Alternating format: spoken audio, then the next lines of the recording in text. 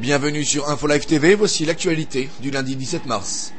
Le major général Ido Neuston, désigné pour être le prochain chef de l'armée de l'air israélienne, estime que seule une présence de troupes israéliennes sur le terrain dans la bande de Gaza pourrait empêcher les tirs de roquettes contre Israël. Le général Neuston a de plus déclaré que c'est cette même présence sur le terrain qui permettait à Israël de réduire de manière significative la contrebande d'armes en Judée-Samarie.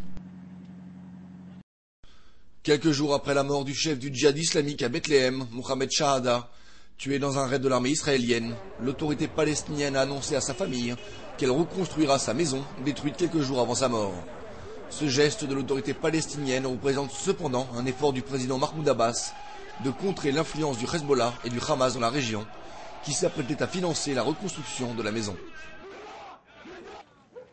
Plusieurs centaines d'activistes juifs se sont rendus dans le quartier arabe de Jabal Moukaber hier à Jérusalem-Est, après avoir forcé les barrages de la police. Les manifestants ont lancé des pierres contre les maisons du quartier, avant d'être dispersés par la police anti-émeute, qui a appréhendé 22 personnes.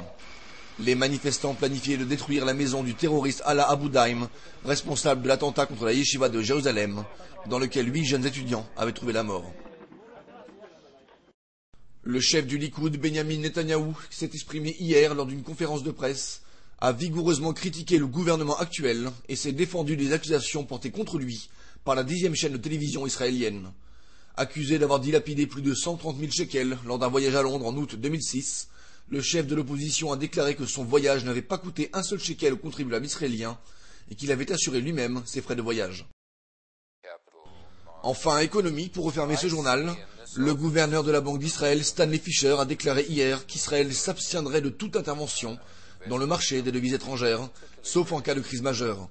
La Banque d'Israël était intervenue ces derniers jours pour tenter d'enrayer la chute du dollar face au shekel. Très bonne journée à tous, merci de nous suivre sur InfoLive TV, la première télévision israélienne internationale en direct de Jérusalem.